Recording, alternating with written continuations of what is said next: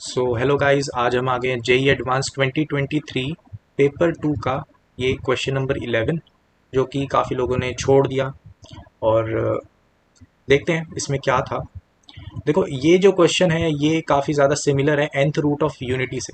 ठीक है, nth root of unity जो कॉन्सेप्ट है वो आपको क्या बताता है कि जब आप किसी यूनिटी के बराबर वाले कॉम्प्लेक्स नंबर को nth रूट लेते हो उसका, तो उसके जितने भी n रूट्स हैं वो सारे एक रेगुलर पॉलीगन में लाई करते हैं, रेगुलर पॉलीगन पे लाई करते हैं, जो कि एक सरकमस्क्राइब्ड होता है एक सर्कल से। तो देखते हैं हम कैसा दिखता है।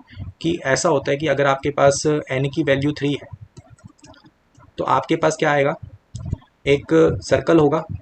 ठीक है, कितने रेडियस का, यूनिट रेडियस का, यूनिट रेडियस का। ठीक है, यूनिट रेडियस का एक सर्कल होगा। और ये मान लो कि तुम्हारी एक्स एक्सिस है। ठीक है, और तुम्हारी वाई एक्सिस हो जाएगी कुछ ऐसी।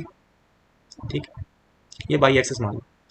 तो यहाँ पे ऐसा हो जाएगा कि एक रूट तुम्हारा यहाँ पर यूनिटी है, z इक्वल टू 1 इसका सोल्यूशन होगा ना, कि z की क्यूब इक्वल टू 1। ठीक है, एक सोल्यूशन यहाँ पे हो गया। तो रेगुलर पॉलीगन बनाने के लिए तुम्हें क्या करना पड़ेगा, दो ऐसे पॉइंट्स चूज करने पड़ेंगे कि तुम्हारा एक रेगुलर पॉलीगन बने। तीन साइड्स वाला कौन सा रेगुलर पॉलीगन होता है, हमारा इक्विलेटरल ट्राइंगल। तो ये एक इक्विलेटरल ट्राइंगल हो। ठीक है, इक्विलेटरल ट्राइंगल। तो यहाँ से आपके पास दो पॉइंट्स आएंगे, एक यहाँ पर आएगा और एक यहाँ पर आएगा, जो कि साथ मिलकर एक आप कह सकते हो इक्विलेटरल ट्राइंगल बनाएंगे। शायद मेरे डायग्राम में इक्विलेटरल ना लगे, लेकिन इक्विलेटरल ट्राइंगल बनेगा। तो ये कॉन्सेप्ट होता है, इसके जैसा कॉन्सेप्ट इस क्वेश्चन में लग रहा है। ठीक है, तो इस क्वेश्चन की बात करते हैं अब।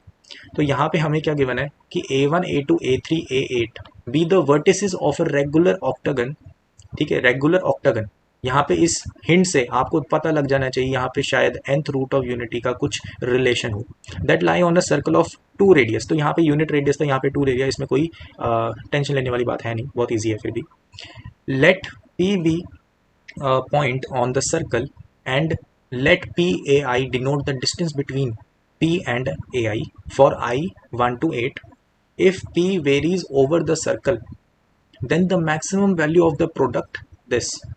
तो सबका प्रोडक्ट ले लिया, तो ये मुश्किल नहीं है। देखो आप कैसे, इसमें कंफ्यूज होने वाली बात नहीं है।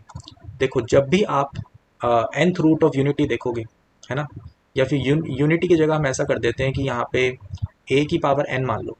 ठीक है, तो आपको ऐसा मिलेगा कि z इक्वल टू आपका क्या है, a टाइम्स e की पावर, जो आपका कोई भी रूट होगा, है ना, z k मान लो, तो वो आपका क्या आएगा, e की पावर आयोटा 2k पाए बाई n। ये फॉर्म आपको ध्यान रखनी है। ठीक है, जब भी आपको nth root of some number यहाँ पे ऐसी फॉर्म आए तो उसका ये रिजल्ट है। ठीक है, ये चीज़ आपको पता होनी चाहिए। अब इसमें होता क्या है कि जो तुम्हारा k है वो कहाँ से कहाँ तक होता है, 0 से लेकर 1, 2, ऐसे करते करते n-1 तक जाता है। क्लियर है, इतनी थ्योरी अगर क्लियर है तो ये क्वेश्चन हो जाएगा। तो सुनो आप कैसे होगा। यहाँ पे तुम्हें एक रेगुलर ऑक्टागन मानना है। ठीक है, तो तुम्हें यहाँ पर ये पता लग गया कि जो तुम्हारा सर्कल है उसका रेडियस 2 है। तो यहाँ पे जो तुम्हारा ए है वो सर्कल का रेडियस होता है। तो यहाँ पे ए की वैल्यू क्या आ गई तुम्हारे पास इस क्वेश्चन में, इधर से क्या आ गया कि ए की वैल्यू 2 है। सही बात है। और रेगुलर ऑक्टागन, ऑक्टागन कैसे बनेगा, जब तुम 8th रूट लोगे। यहाँ पे देखो, ऑक्टागन की साइड कितनी होती है, 8। ठीक है, यहाँ पे 3 साइड का हमें चाहिए था तो हमने n को 3 रखा। अगर 8 साइड का चाहिए तो n क्या आ गया, 8 आ गया। तो 8 तुम्हारा n हो गया। सही बात है, क्लियर है। तो यहाँ से तुम्हें क्या पता लगा कि तो जो तुम्हारा z ऑफ k है, या फिर तुम कह सकते हो a के, a लिख देते हो ना क्वेश्चन के हिसाब से, a ऑफ k वो तुम्हारा क्या आ गया, 2e की पावर आयोटा 2k पाए डिवाइडेड बाय 8। सही बात है। अब तुम्हें करना क्या है, p ऑफ a के, ये चीज़ ढूंढनी है। इन जनरल क्या होगा, क्या होगा भाई, जो तुम्हारा p है उसको तुम कैसे लिख सकते हो, अगर कोई सर्कल है। ठीक है, यहाँ पे तुम्हारा मान लो p पॉइंट है। चलो ऐसा करते हैं कि मैं रेगुलर ऑक्टागन भी बना देता हूँ, है ना, उससे तुम्हें थोड़ी सी क्लैरिटी मिल जाएगी कि कैसे है पूरा क्वेश्चन। बाकी इसको इन डेप्थ इसलिए कर रहा हूँ ताकि अगर ऐसे जैसा क्वेश्चन आए तो आप कभी मत अड़ो, है ना, इसमें कोई अड़ने वाली बात है ही नहीं। तो यहाँ पे एक सर्कल बना लेता हूँ मैं। और यहाँ पे बहुत सिंपली तुम देखो, एक तो इसका रूट जो होगा वो तो ए ही होगा, है ना, के को जीरो रखोगे तो यहाँ पे ये एक रूट आ गया तुम्हारे पास, ठीक है, जिसको मैंने रेड से डॉट बना दिया, ये देखो रेड से डॉट बना दिया, ठीक है, एक रूट ये हो गया। अब क्योंकि तुम्हें 8 पॉइंट्स लगाने हैं, ठीक है, तो क्या होगा, एक तो यहाँ पे आ जाएगा, एक यहाँ पे आ जाएगा, एक यहाँ पे आ जाएगा। अब तो ये तो बन गया स्क्वायर, ये तो स्क्वायर बना देंगे, है ना। तो तुम्हें क्या करना है, इनके बीच में सिमेट्री पे, क्योंकि रेगुलर है ना, सिमेट्री पे यहाँ पर पॉइंट्स मार्क करने हैं। ये देखो सिमेट्री पे मार्क्स कर दिए पॉइंट्स, ठीक है, सिमेट्री पे।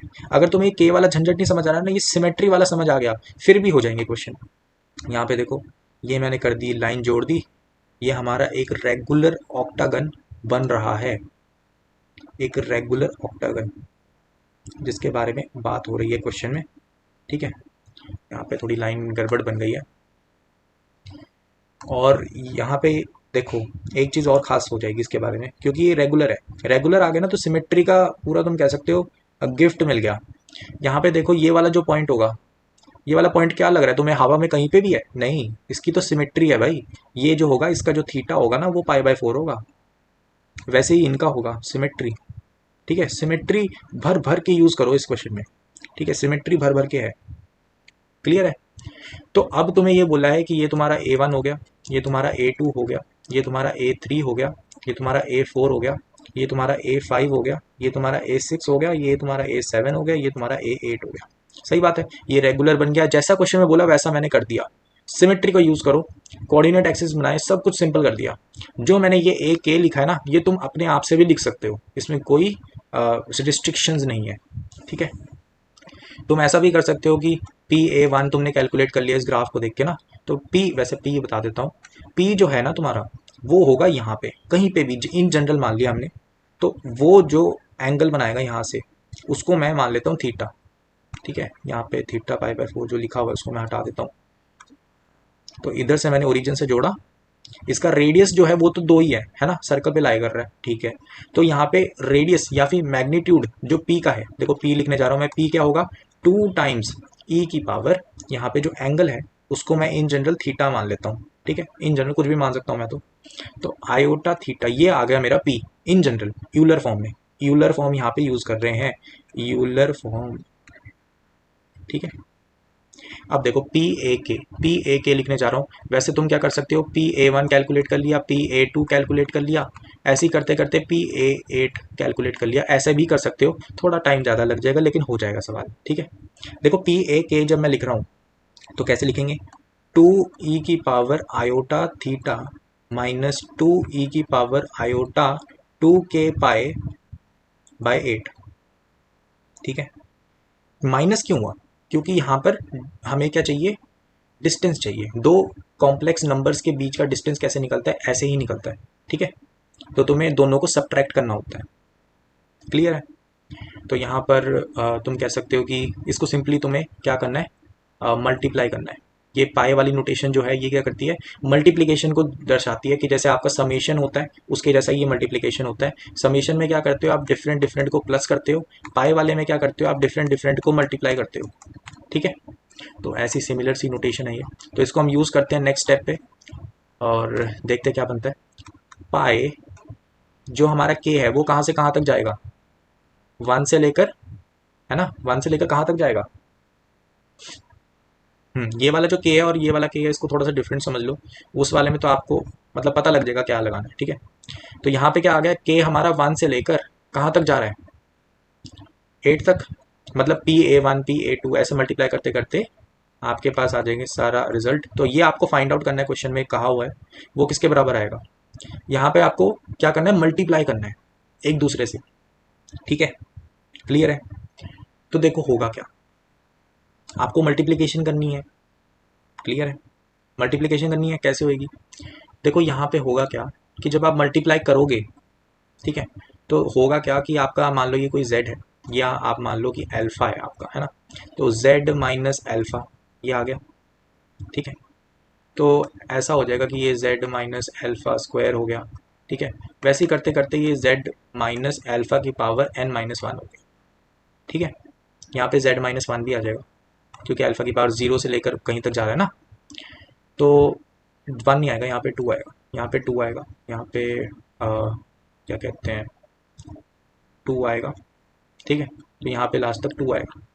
तो इनका एक रिजल्ट होता है, इसको अगर देखो तो आपके पास रिजल्ट क्या आएगा कि z की पावर आप कर दो जितनी बार भी मल्टीप्लाई हो रही है, ठीक है, z की पावर 8 माइनस 2 टाइम्स जो भी आपका है ना, आपके पास आ जाएगा क्या कहते हैं e की पावर आयोटा, और यहाँ पर जो आपका 2 पाई/8 है वो तो ठीक है, यहाँ पे समेशन ऑफ k आ जाएगा, ठीक है, यहाँ पे पावर ऐड हो जाती है ना पावर, तो वो चीज़ आ जाएगी, तो समेशन ऑफ k हो जाएगा।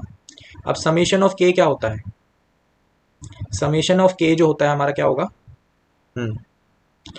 समेशन ऑफ k हमारा हो जाएगा, तुम लगा सकते हो ये हो जाएगा हमारा, क्योंकि 0 + 1 ऐसे करते करते हमारा n-1 तक जा रहा है ना, ये सम ही है, तो इसमें क्या कर देंगे n क्या है हमारा 8 था, तो यहाँ पे 7 तक जा रहा है ओवरऑल, तो यहाँ पे आ जाएगा 7, इसका फॉर्मूला आपको पता ही होगा आई थिंक, तो 7 × 8 / 2, तो ये आपका कितना आ गया 28, तो यहाँ पे नीचे क्या आ गया 4 था, तो 4 से 28 कटा तो 7 पाई आ जाएगा। तो z क्या था आपका 2 की पावर, यहाँ पे सॉरी 8 भी आएगा ना, या 2 की पावर 8 आएगा, तो 2 की पावर 8 e की पावर आयोटा थीटा माइनस तुम कह सकते हो 2 की पावर 8 e की पावर आयोटा 7 पाई, ठीक है, क्लियर है। तो अब फाइनली हमें करना क्या है, इन दोनों को यूज़ करना है और देखना है क्या हो सकता है। देखो 2 की पावर 8 जो है वो तो निकल गया कॉमन, e की power iota theta minus e की पावर आयोटा 7 पाई,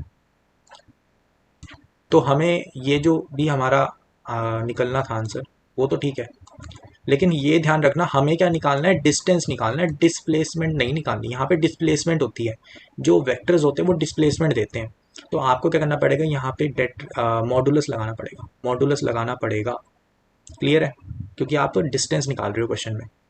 तो यहाँ पे क्या आ जाएगा, देखो इसको ग्राफिकली सोचो, अब आपको मतलब थीटा अपने हिसाब से रखना है, थीटा अपने हिसाब से रखना है ताकि मैक्सिमम आए, है ना, मैक्सिमम निकालना है। तो जो e की पावर आयोटा 7 पाई है, 7 पाई कहाँ पे लाई करता है, यहाँ पे, ये आ गया, ये तुम्हारा क्या होगा e की पावर आयोटा 7 पाई, सही बात है।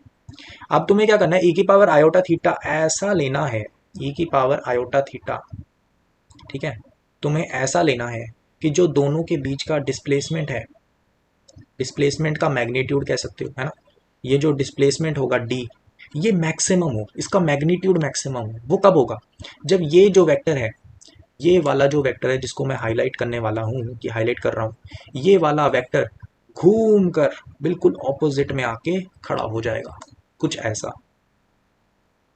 इससे क्या होगा, दोनों के बीच का जो डिस्प्लेसमेंट है वो क्या होगा, मैक्सिमम हो जाएगा, डायामीटर के बराबर हो जाएगा, d = डायामीटर हो जाएगा, सही बात है, डायामीटर के बराबर हो जाएगा। तो यहां से हमें क्या पता लगा, हाँ, कि मैक्सिमम कैसे होगा, क्योंकि यहाँ पे एक चीज ध्यान रखना, यहाँ पे डायामीटर, यहाँ पे रेडियस जो है ना आपका, ये यूनिट है, क्योंकि आप e की पावर आयोटा थीटा का सर्कल बनाया आपने, ठीक है, यहाँ पे ये z = nth root of unity का है ये सर्कल, ठीक है, इसमें यूनिट होगा इसका, क्योंकि e की पावर आयोटा थीटा का मैग्नीट्यूड 1 होता है, तो यहाँ पे डायामीटर क्या हो जाएगा 2 × 1, तो आपके पास यहाँ पर क्या आ जाएगा कि ये मैक्सिमम क्या होगा 2 की पावर 8 × 2, तो आपका आंसर आ गया 2 की पावर 9 यानी 512। ये जो पूरा सवाल है ये इतना इन डेप्थ बनाया गया है, और ऐसे सवाल एग्जिस्ट करते हैं, ये एक नया सवाल नहीं है, ये मार्केट में कोई नया सवाल नहीं है, ऐसे सवाल काफ़ी एग्जिस्ट करते हैं, लेकिन इससे बच्चे अवॉइड करते हैं जनरली, क्योंकि यहाँ पे याद करने वाली चीज़ें हैं।